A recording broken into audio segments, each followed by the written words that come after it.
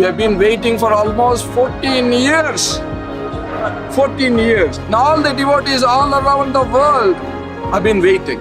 They have been sacrificing when Lord Nrsimhadev will come to his new home. And today is that Lord Nrsimhadev has come finally to his home.